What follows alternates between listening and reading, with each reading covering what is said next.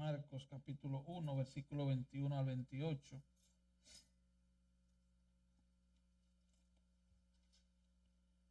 Marcos 1, versículos 21 al 28.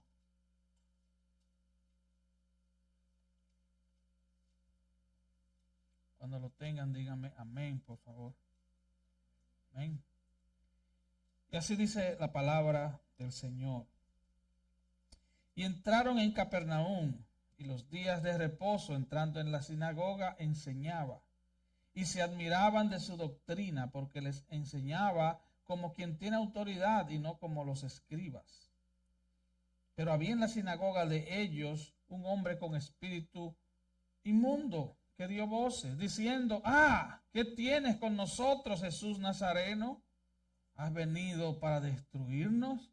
Sé quién eres, el Santo de Dios. Pero Jesús les reprendió diciendo: cállate y sal de él. Y el espíritu inmundo, sacudiéndole con violencia y clamando a gran voz, salió de él. Y todos se asombraron, de tal manera que discutían entre sí, diciendo: ¿qué es esto?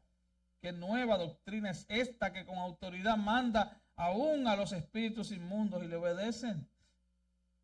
Y muy pronto se difundió su fama por toda la provincia alrededor de Galilea. Amén. Padre, gracias por tu palabra. Señor, que tu Santo Espíritu tome hoy tu palabra y la aplique con poder a cada corazón. Es algo que los hombres no pueden hacer. Con debilidad el predicador trae y expone el texto con mucha debilidad. Pero el poder te pertenece a ti, el poder para salvar, el poder para echar fuera a los demonios, el poder para libertar almas cautivas por las tinieblas te pertenece a ti. Y a ti damos toda honra y toda gloria. Amén. Puede tomar su lugar. Y continuando en nuestra serie de mensajes expositivos del Evangelio de Marcos, vemos en este texto que el nuevo Rey Jesús ha sido coronado, lleno del poder del Espíritu Santo, confirmado por el Padre. Y debemos entender que si este nuevo Rey va a reinar sobre la humanidad, Él debe libertar del dominio de Satanás a los que vino a salvar. Bien sabemos por 1 Juan 3:8 que el Hijo de Dios apareció ¿para qué? Para deshacer las obras del diablo. Esa fue su misión principal, deshacer las obras del diablo. Ahora bien, la necesidad de la raza humana es doble. Número uno, necesitamos un sacrificio para nuestro pecado. Necesitamos un sustituto que pague la deuda de nuestro pecado para que no tengamos que pagarla en la corte del cielo. Entienda eso cada uno de los que están aquí. Tú tienes una deuda con el cielo y a menos que no haya alguien que pague por ti, te vas a enfrentar a la ira de Dios en el tribunal del cielo en aquel día. Hebreos 9:27 dice: está establecido que el hombre muera una sola vez y después de esto, ¿qué dice? ¿Vas a resucitar como un caballo? ¿Te vas a reencarnar como un elefante? No, después de esto, el juicio. Así que necesitamos un sustituto. Y número dos, necesitamos a alguien que tenga el poder de rescatarnos del dominio y la autoridad de Satanás.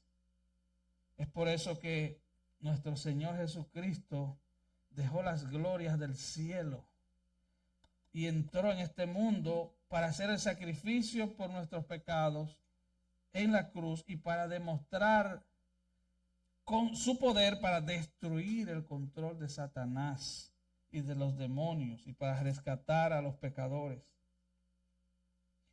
Los espíritus malignos entienda esto. Quiero ser breve. Los espíritus malignos, los demonios, saben por qué ha venido Cristo. Ellos saben. Y saben que el reino de Dios ha llegado cuando Él está presente. Y están muy conscientes de que la presencia de Jesús es una presencia destructora para ellos. Ellos no quieren exponerse. Ellos se disfrazan de ángeles de luz, dice la Biblia. Ellos no se exponen. Pero ellos no pueden evitarlo cuando se enfrentan a Jesús. Ahora, vamos a ver el poder de Jesús sobre los demonios. Y quiero saltar 2 versículos y después volvemos hacia atrás. Versículo 23. Pero había en la sinagoga de ellos un hombre con espíritu inmundo que dio voces, diciendo: ¿qué tienes con nosotros, Jesús Nazareno? ¿Has venido para destruirnos? Sé quién eres, el Santo de Dios. Ahora, viendo este pasaje del 21 al 28, quiero que nos hagamos algunas preguntas. Y ese es el enfoque del mensaje. Podríamos darle otro enfoque al hablar de los demonios y Jesús, pero este es el enfoque que quiero darle al mensaje de hoy. Pregunta número 1, ¿por qué los demonios gritan cuando se enfrentan a Jesús? Número 2, ¿qué hay de Cristo que los hace entrar en pánico? ¿Qué hay de Cristo que les hace entrar en pánico? Y pregunta número 3, ¿qué hay en Él que los aterroriza? Le trae terror. Número 1, la autoridad de su palabra. ¿Qué los aterroriza a ellos? La autoridad de su palabra. Ellos no le temen a tu psicología. Ellos no le temen a mensajes de autoayuda. Ellos no le temen a palabras bonitas. Cuando usted invite a alguien a la iglesia, no le diga: ven a escuchar palabra. No. Ven a escuchar palabra de Dios. Termine la frase. Porque palabra dice cualquiera. Ven a escuchar palabra. What you mean? ¿Qué es eso? Ven a escuchar palabra. Ellos le temen a la palabra. Los demonios le temen a la palabra. La palabra de Dios tiene autoridad cósmica, o sea, sobre todo el cosmos. Porque Él creó todo el universo. ¿Con qué? Con su palabra. Él sostiene todo el universo. ¿Con qué? Con su palabra. Y los demonios lo saben. Los demonios lo saben. Ahora volvamos al versículo 21 y 22. Y entraron en Capernaum, y los días de reposo, entrando en la sinagoga, enseñaba Jesús. Y se admiraban de su doctrina, porque les enseñaba como quien tiene autoridad y no como los escribas. Así que, de entrada, para comenzar, a los demonios no les gusta la verdad. No les gusta la verdad.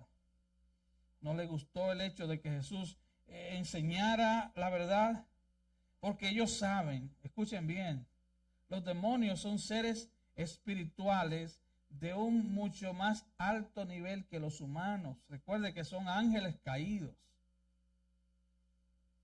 Ellos saben que la única forma en que las personas engañadas pueden ser liberadas de sus garras es por medio de la verdad de la palabra predicada. Es la única forma en que una persona que está en tinieblas puede ser libertada, es a través de la palabra predicada. Lamentablemente, en muchos lugares donde se reúnen iglesias, parece más una celebración de un baby shower y no un lugar donde se proclama la verdad de la palabra. Sus púlpitos son lugares de chistes y payaserías. No se predica de manera autoritativa la palabra de Dios. Así que aquí vino Jesús enseñando la verdad que daña el reino de las tinieblas. La palabra de Dios daña el reino de las tinieblas. Y aparte de la verdad, nadie, escuche bien, nadie puede ser rescatado de las garras del diablo aparte de la verdad de la palabra. Es por eso que en Juan capítulo 3 el Señor dice, y conoceréis la verdad te hará libre. Es la verdad de la palabra. Así que Él vino con una enseñanza autorizada de la palabra. Echemos un vistazo a la escena. Llega Jesús y sus recién llamados discípulos, Pedro, Andrés, Jacobo y Juan. Recuerde, Jesús ha sido bautizado por Juan en el río Jordán y ha tenido un ministerio allí durante algunos meses y llega a Galilea. Y todo lo que Marco nos dice es que fueron a Capernaum.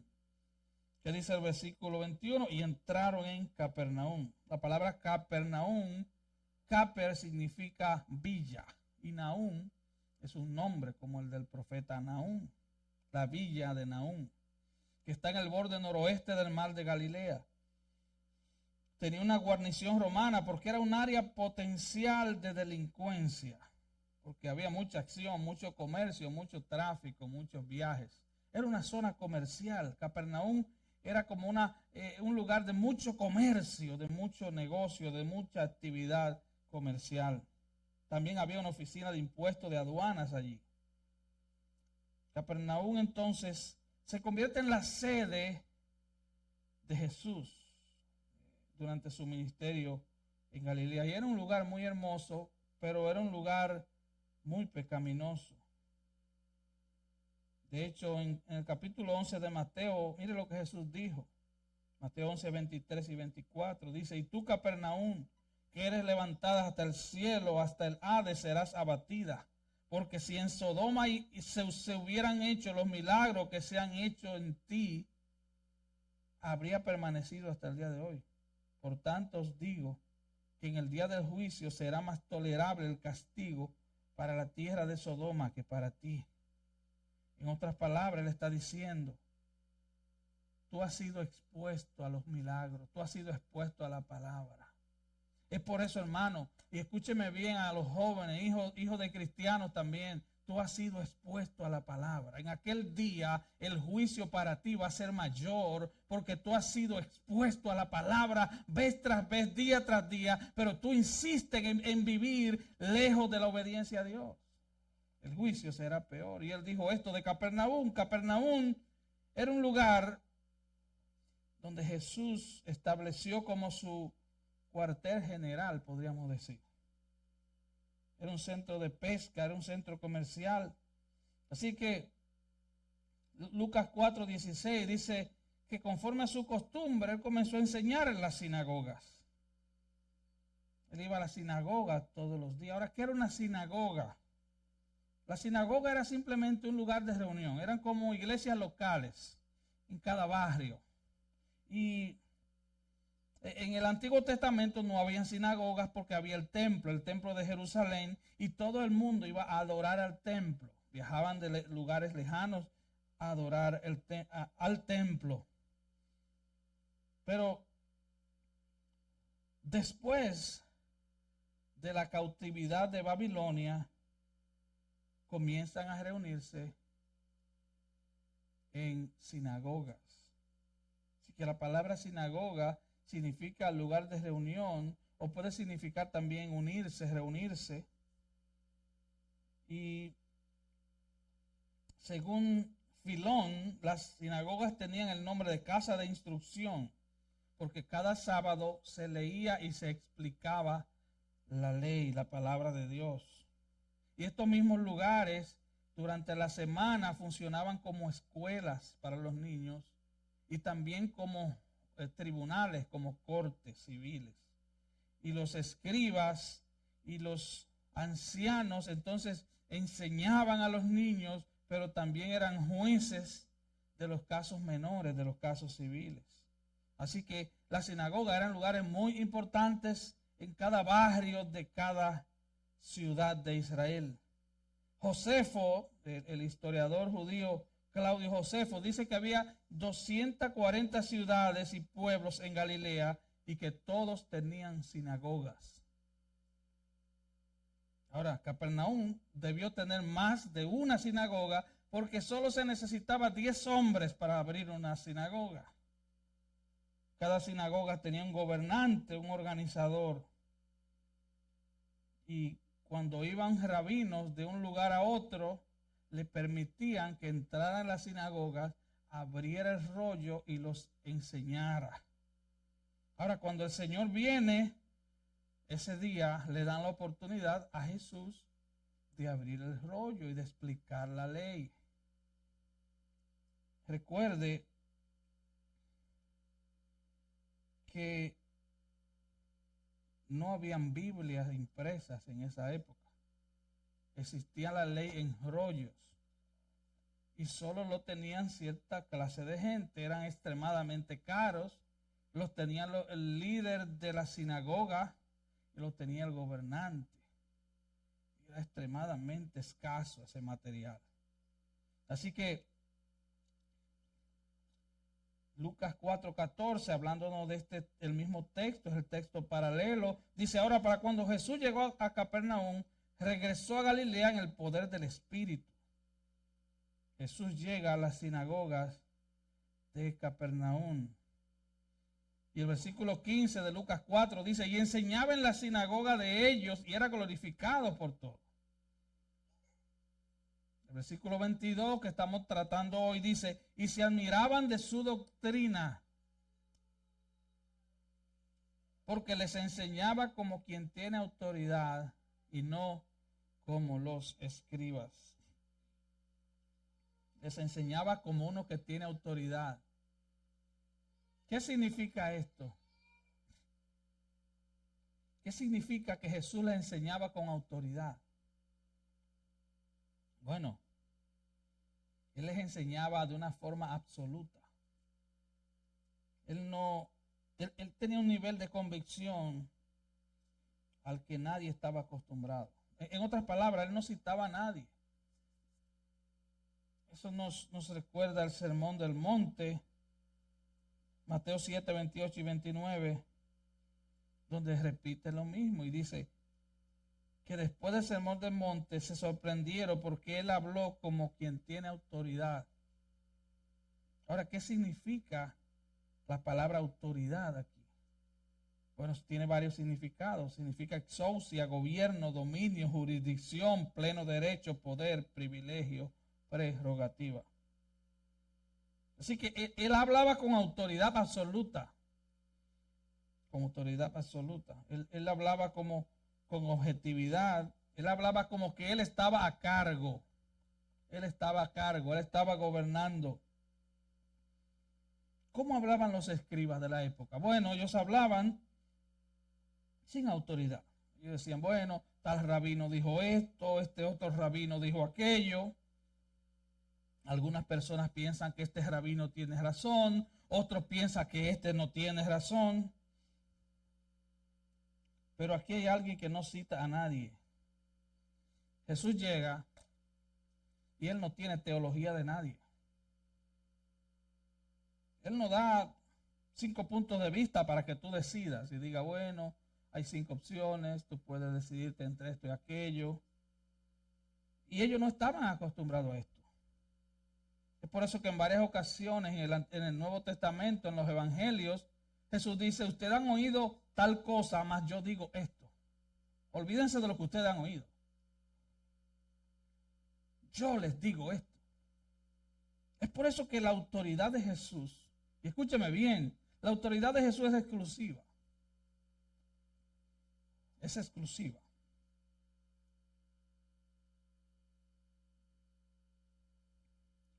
Usted no puede ignorar a Jesús.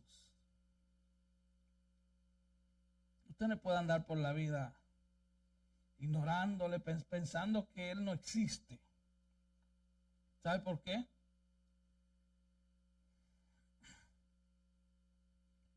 Porque Jesús hablaba con tal nivel de autoridad que Él era una de dos cosas.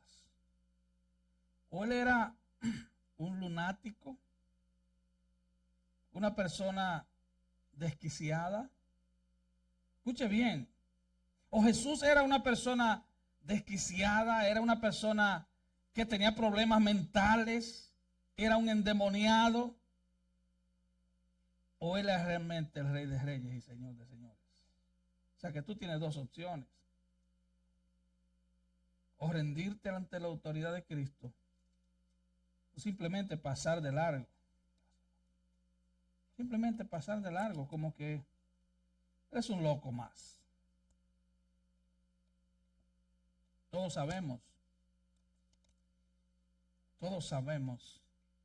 que Él es Dios. Todos sabemos que solo en Él hay salvación. Y los demonios lo sabían. Los demonios lo sabían. Y tú tienes que saberlo en esta noche. Solo en Cristo hay salvación. Solo Cristo puede destruir las tinieblas. Solo Cristo puede sacar un alma de las garras del diablo y de las tinieblas. Solo en Él hay salvación. Habéis oído que dicen, pero yo te digo. En otras palabras, no me importa lo que más nadie dice. Mi palabra es absoluta y es verdad. Eso es lo que Jesús está diciendo. John MacArthur dice, la enseñanza de Jesús era absoluta, no arbitraria. Su enseñanza fue lógica, no evasiva. Su enseñanza fue concreta, no oculta. Su enseñanza era razonable, sistemática, no mística ni confusa. Su enseñanza fue sobre asuntos esenciales, no sobre trivialidades. Su enseñanza fue clara a modo de ilustración y de progresión, no fue confusa. Su enseñanza tenía la convicción de la veracidad, no solo de la sugerencia. Dice el versículo 22, que ellos se admiraban de su doctrina. Se admiraban de su doctrina. La gente se admiraba. Y esta frase se admiraban, lo que significa en el griego es sacar a una persona de sus sentidos con un sentimiento fuerte. En otras palabras, lo dejaba boquiabiertos. ¿Quién es este que habla con tal nivel de autoridad? Nunca he oído nada igual. Recuerda que la mayoría de las personas eran analfabetas.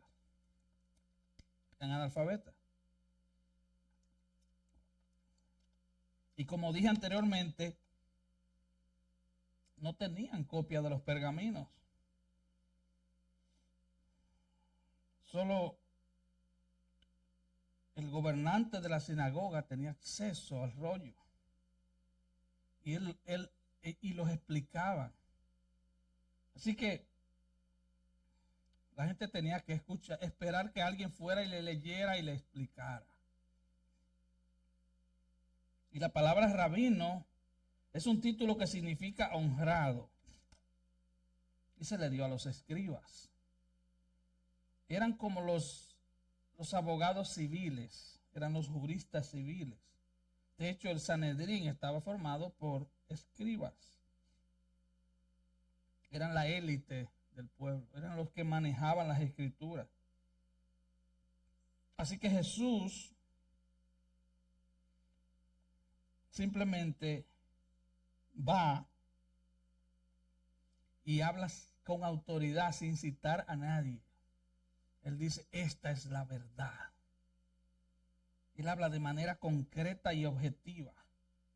Él no decía, tal rabino dijo esto y tal rabino dijo aquello. Al contrario, él decía, aquellos rabinos decían esto, mas yo digo esto. El versículo 23 dice, pero había en la sinagoga de ellos un hombre con espíritu inmundo que dio voces, diciendo, ¿qué tienes con nosotros, Jesús Nazareno? ¿Qué tienes con nosotros? Recuerde, Jesús no está haciendo otra cosa más que enseñando, explicando el texto, que es lo que un predicador hace. Pero estoy hablando de un verdadero predicador, explicar el texto. No es venir con ideas nuevas, explicar el texto. Y en el mismo momento en que Jesús está enseñando, y la gente está en absoluto asombro porque Él habla con autoridad y no como los escribas, entonces había un hombre en la sinagoga con un demonio, con un espíritu inmundo. Ya la gente estaba asombrada. Pero ahora viene algo peor. Ahora viene un hombre con un demonio. ¿Y qué fue lo que golpeó el demonio de este hombre? Bueno, lo que Jesús dijo, la verdad de la palabra. La verdad. Ese demonio no resistió la verdad de la palabra y tuvo que identificarse. Lo que aterrorizó y lo que aterroriza a los demonios es la palabra, es la verdad de la palabra. Él sabía que con la llegada de Jesús había llegado la verdad. Los demonios habían formado, construido un sistema de religioso falso, muy exitoso en Israel. Pareciera que fue hoy. Y la gente se mantiene cautiva.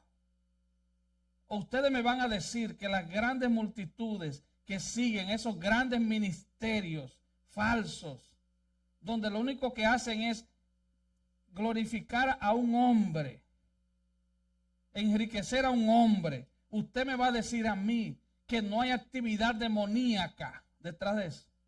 Sí, la hay. Satanás está detrás de esos líderes y mantienen la gente cautiva. Hay uno que se jacta de decir que él tiene poder sobrenatural y es verdad, pero es poder sobrenatural porque tiene ayuda demoníaca. Esto no es un juego, es un asunto demasiado serio, porque usted o está en las tinieblas y su destino eterno es el infierno, o está en la verdad y su destino eterno es el cielo. Los demonios se disfrazan de ángeles de luz, se esconden en medio de una religión falsa. Satanás, antes que todo, es mentiroso y es asesino. Él quiere atrapar a todos en el engaño y destruir sus almas eternamente y para siempre. Así que la verdad de la palabra es mortal para la operación demoníaca. Y ahí es de donde viene el conflicto. En Juan 8:44, Jesús, hablándole a los judíos, le dice: vosotros sois de vuestro padre el diablo, y los deseos de vuestro padre queréis hacer. Él ha sido homicida desde el principio y no ha permanecido en la verdad, porque no hay verdad en él. Cuando habla mentira, de lo suyo habla, porque es mentiroso y padre de mentira. Así que cada vez que dice una mentira, habla de su propia naturaleza, porque es un mentiroso y es el padre de los mentirosos. Así que una persona que se mantenga en la mentira, según Juan 8:44, es un hijo del diablo. Ahí está entonces el conflicto. Satanás es un mentiroso, él transmite mentiras, desarrolla doctrinas de mentiras demoníacas. Es terrible, él inventa falsos sistemas de religión. Todos, y escuche bien, todos los sistemas religiosos que no sean el verdadero evangelio son sistemas religiosos falsos, inventados en el cuartel general del infierno y ayudados de manera sobrenatural por los demonios. Entienda eso, para que no juegue a iglesia, para que no juguemos a iglesia, porque Satanás no anda jugando, él anda como león rugiente buscando a quien devorar. De esto habla Pablo en 2 de Corintios. 2 de Corintios 10, 3 al 5. Pues aunque andamos en la carne, no militamos según la carne.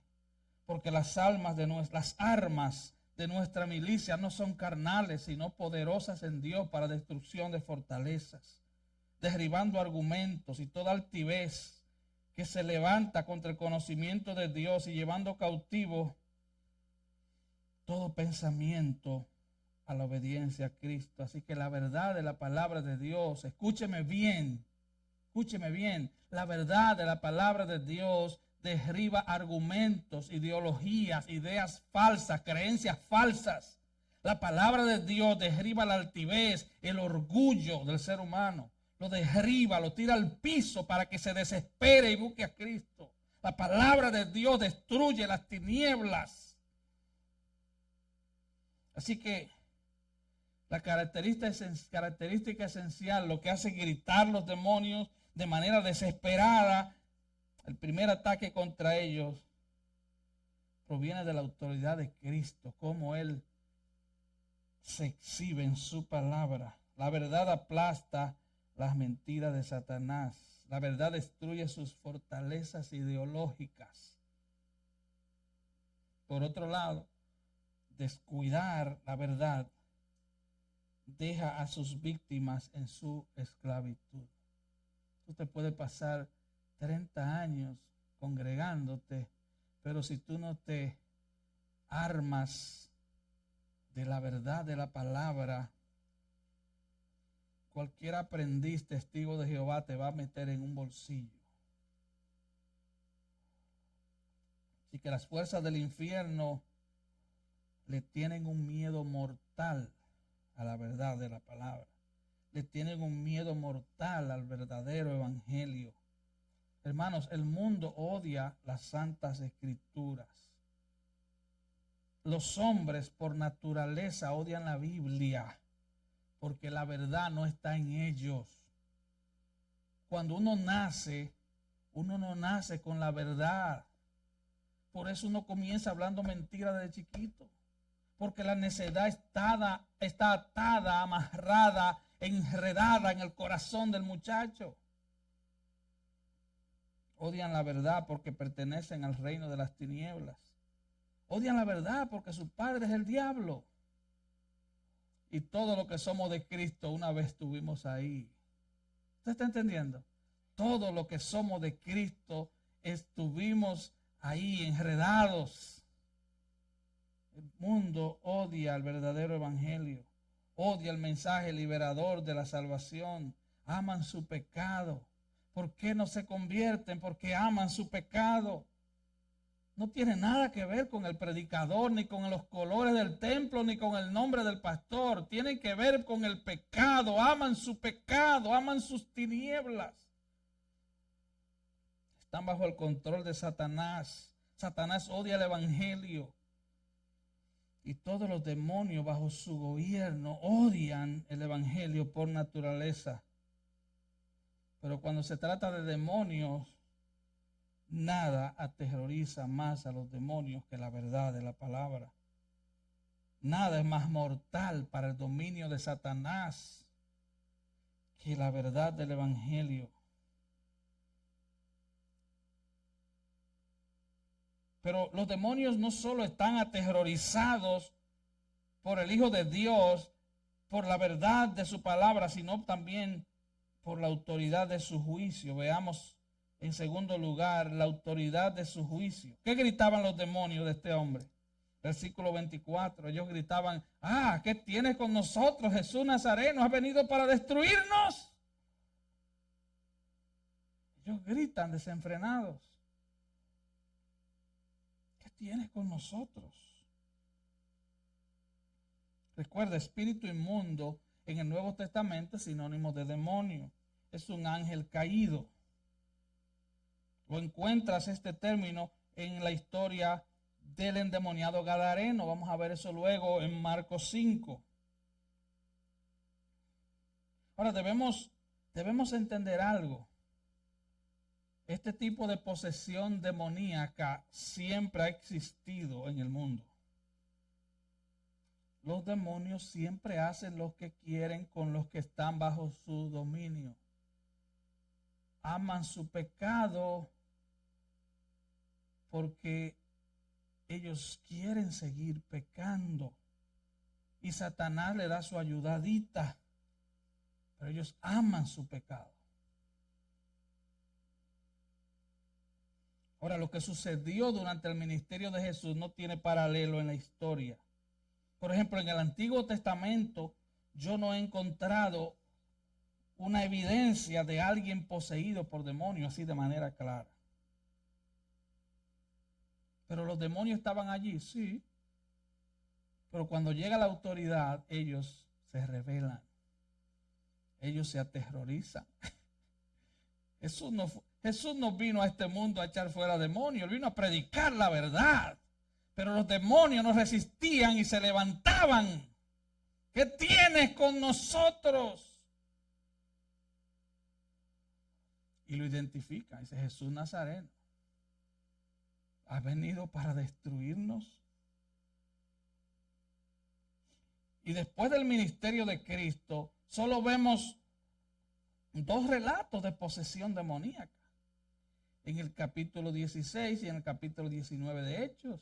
Vemos la historia de aquella joven pitonisa en Filipos. Ahora, los demonios están muy contentos cuando permanecen encubiertos. A ellos les gusta estar de incógnita.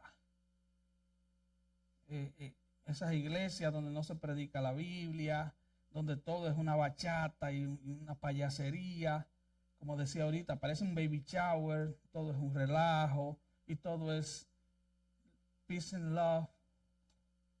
Los demonios están felices ahí. La verdad no está siendo predicada.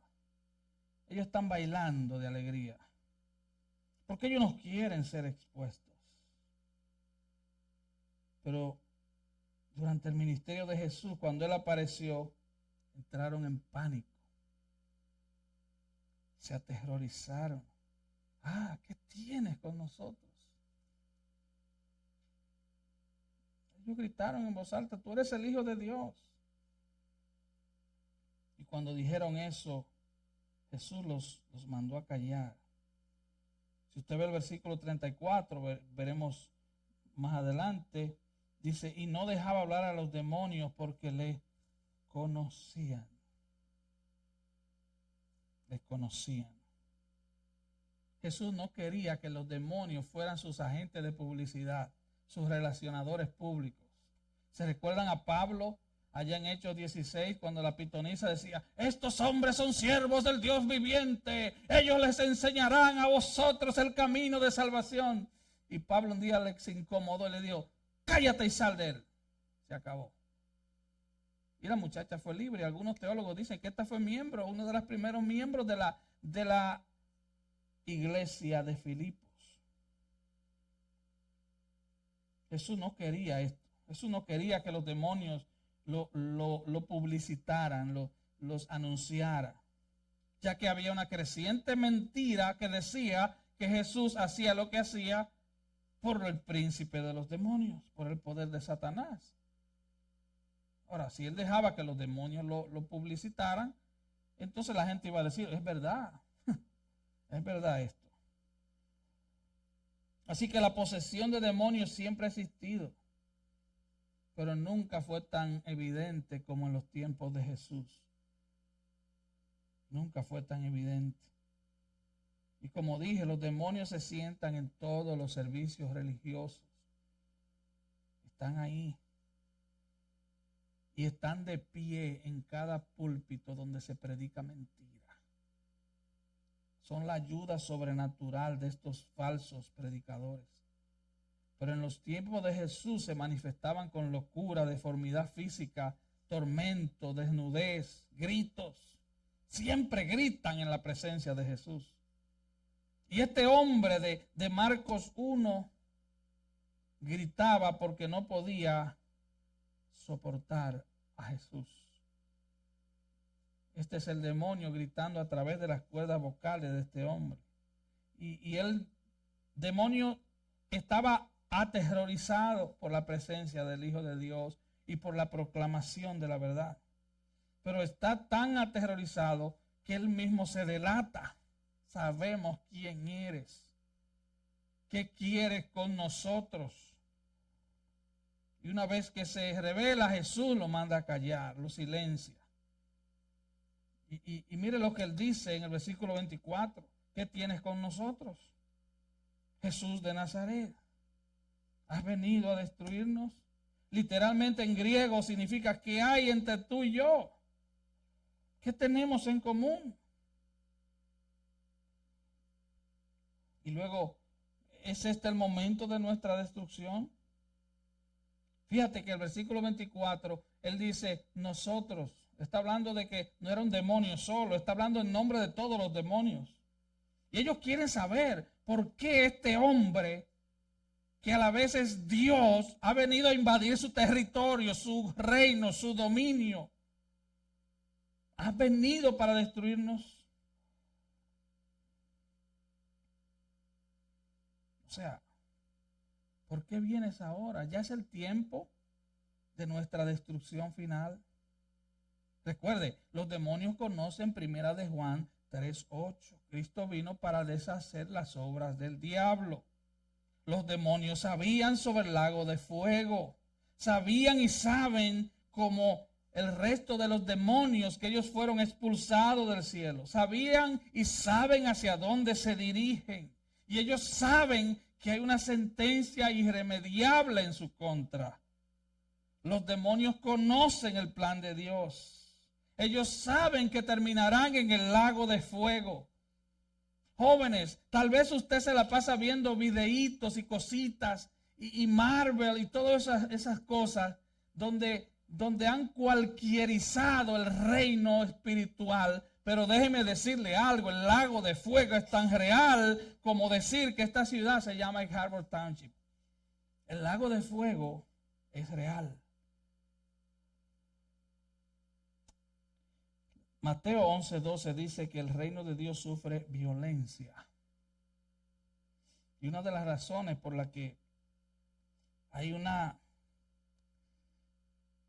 lucha tan violenta para entrar en el reino de Dios es que cada creyente, escúcheme bien, hermano, escúcheme bien, cada creyente debe luchar contra su propia carne, contra su propio pecado, contra su propio orgullo, que se levanta. No crea que usted llegó al punto en que ya el orgullo suyo está bajo sus pies. Mentira. Usted tiene que levantarse y pelear y mortificar su carne todos los días y mortificar de manera intencional su carne todos los días. Su carne se opone a Dios y al plan de Dios. Su carne lo va a llevar al infierno si usted no se arrepiente de corazón. Su carne. El reino de los cielos sufre violencia y solo los violentos lo arrebatan. No es que sea violento con tu familia ni con tu mujer. Es que sea violento con tu pecado. Es que mortifiques tu carne. Es que te sometas a Dios. Es que te humilles a Él. Tienes que estar dispuesto a crucificarte a ti mismo. Tienes que estar dispuesto a tomar tu cruz y seguir a Cristo.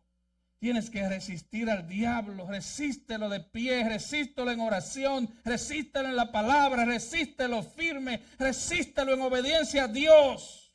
Resístelo. El reino sufre violencia. Es una lucha feroz. Pero no temas, mayor es el que está en nosotros que el que está en el mundo. No es para que nos asustemos, es para que decidamos de manera intencional buscar a Dios de corazón cada día. Es para que decidamos de corazón obedecer a Dios cada día. Los demonios conocían y conocen su inevitable condenación. Ha venido para atormentarnos. Ha venido para atormentarnos. En Lucas 8 vamos a ver luego cómo los demonios les rogaban a Jesús que no los enviara al abismo, porque ellos saben que van al abismo. No nos envía al abismo. Recuerdan la historia, envíanos a ese hato de cerdos. Y dice la Biblia que Jesús le dio permiso y entraron en los cerdos. Los cerdos se lanzaron al agua y se ahogaron. Los demonios no hacen nada bueno, ni siquiera con los cerdos. ¿Qué hace entonces gritar a los demonios? La autoridad de Jesús en su palabra, porque su palabra rompe las mentiras de Satanás en la mente de la gente. Mucha gente piensa que va al cielo porque hace algunas cosas buenas. Mucha gente quiere que va al cielo porque no es tan malo como Adolfo Hitler o Osama Bin Laden. Mucha gente piensa que va al cielo porque no es tan malo como el narcotraficante o la prostituta. Mucha gente cree que va al cielo porque se comparan con otros. Pero déjame decirte, si tu vida no se parece a Cristo, no hay cielo para ti. No hay cielo. Solo una horrible expectación de juicio te espera.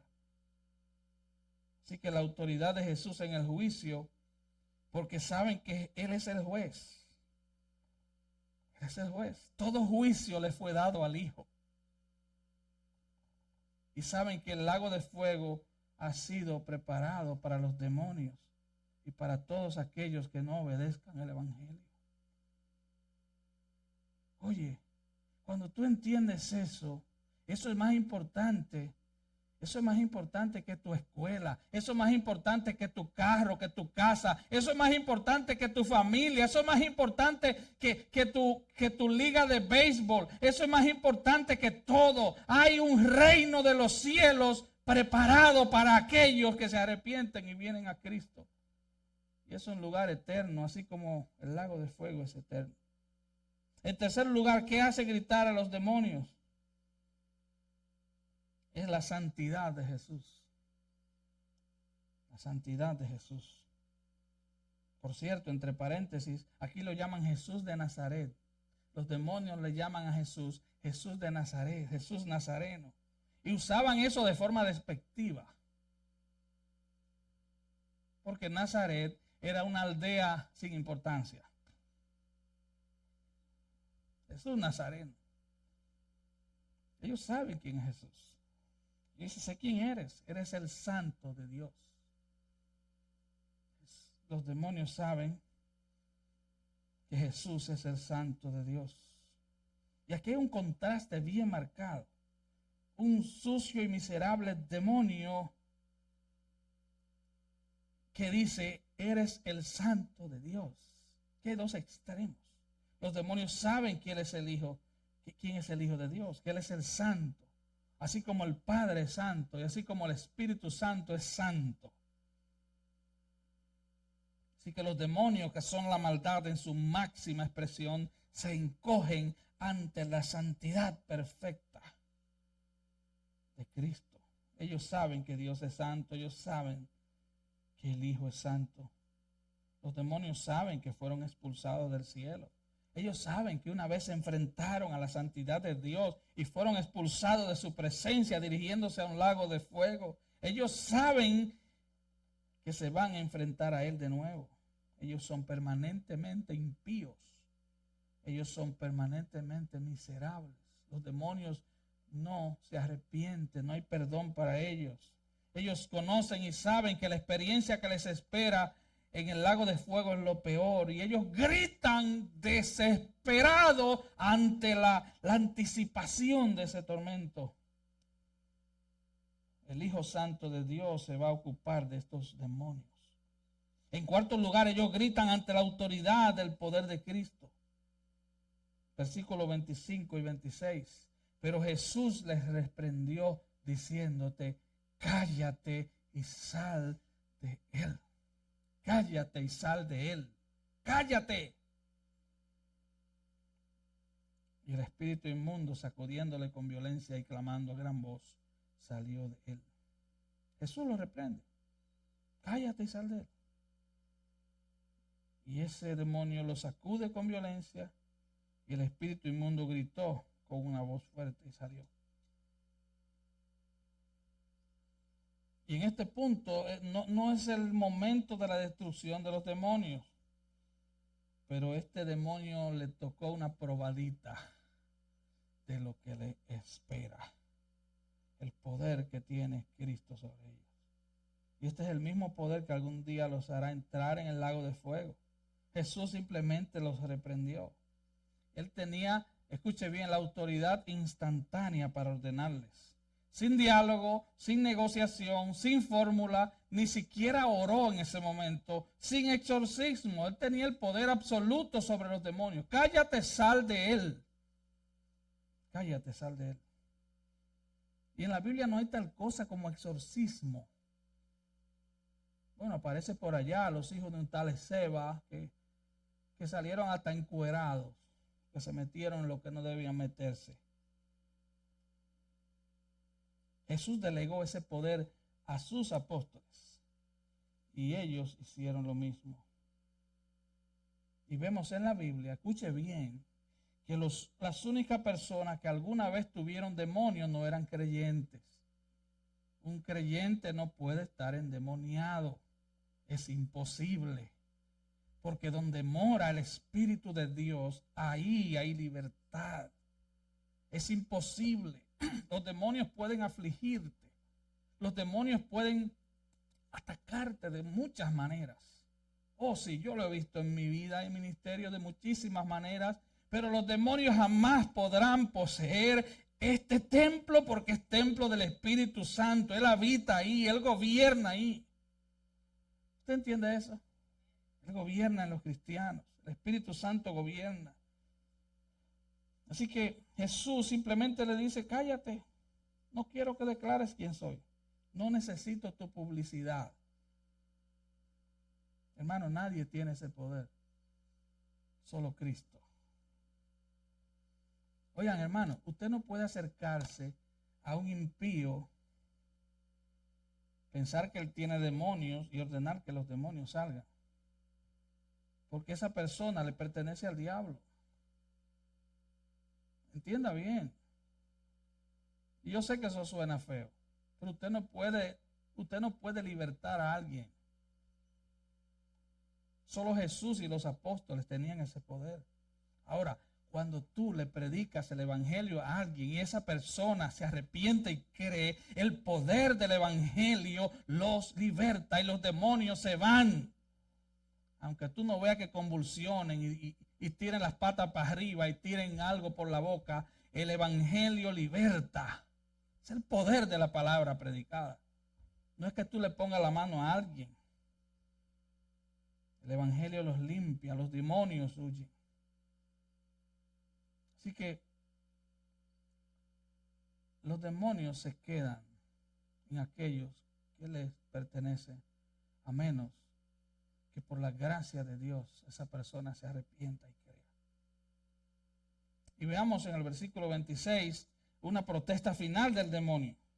Aunque él obedeció, él tuvo que obedecer, pero dice, y el espíritu inmundo sacudiéndole con violencia, clamando a gran voz, salió de él. El espíritu inmundo sacudiéndole con violencia y clamando a gran voz, salió de él. Así que el poder de Cristo los hace gritar. La verdad de Cristo los hace gritar. La santidad de Cristo los hace gritar. Mire qué trilogía: poder, verdad y santidad.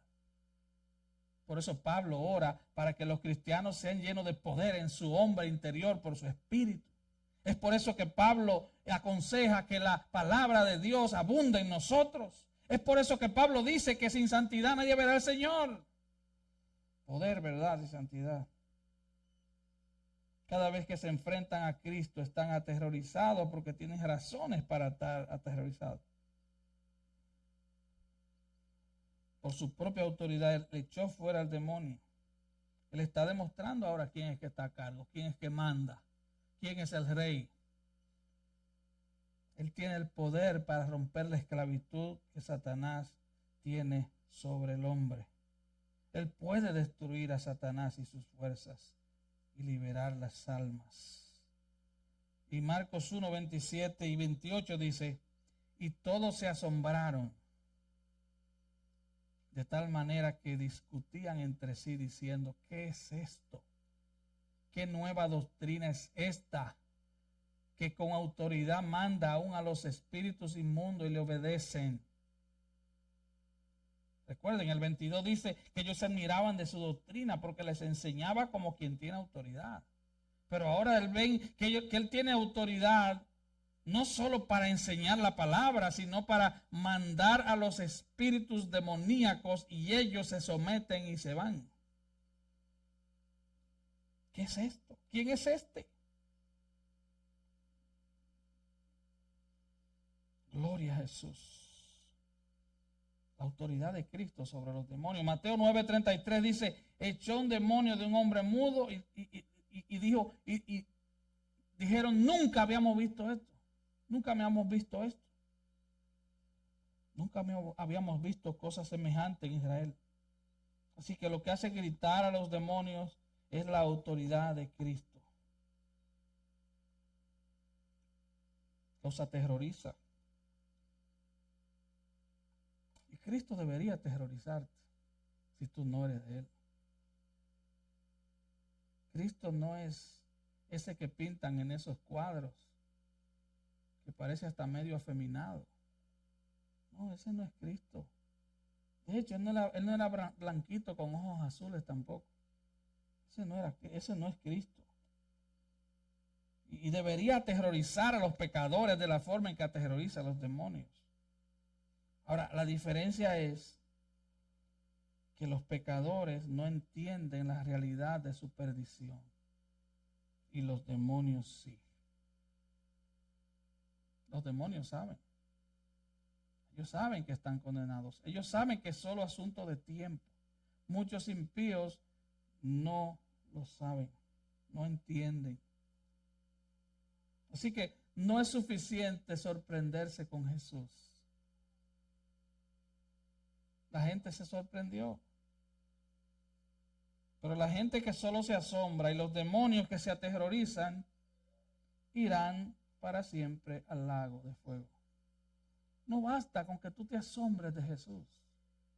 No basta con que tú digas, oh, qué lindo es Jesús. No, no basta con eso.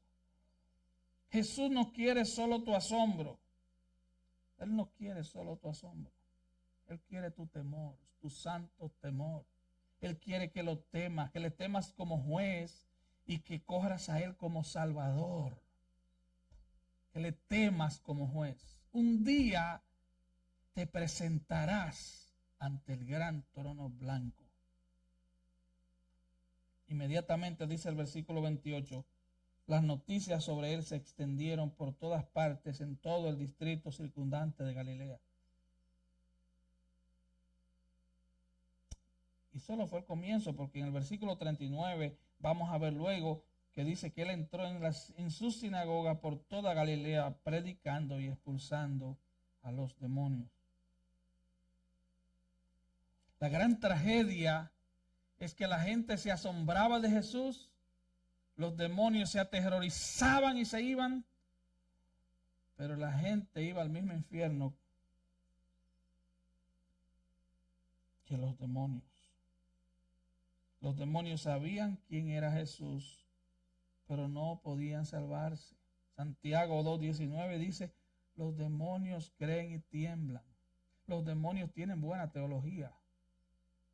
Ellos saben, ellos conocen el mundo espiritual, pero ellos no se arrepienten. La gente no creía que él era quien él afirmaba ser. Tú no serás salvo si tú dices que Jesús es un buen maestro o fue un buen hombre. No, eso no te hace salvo.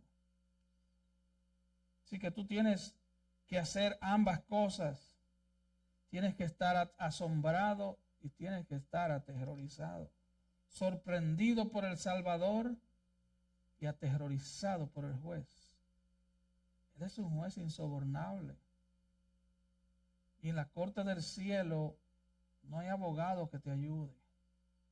Él es insobornable. Así que en esta noche, si tú estás sin Cristo, ven a Cristo, el gran juez. Ven a Cristo, el gran Salvador. Él se deleita en tener misericordia. Él se deleita en salvar. Recuerda, Él es un gran Salvador, pero a la vez, Él es un gran juez. Aterrorízate ante ese gran juez. Y sorpréndete de ese gran Salvador. Ven a Cristo el Señor. Solo en Él hay salvación. y en ningún otro hay salvación, porque se le ha dado a Él el nombre que es sobre todo nombre, para que ante su nombre se doble toda rodilla de los que están en los cielos y en la tierra y debajo de la tierra. Vamos a estar de pie.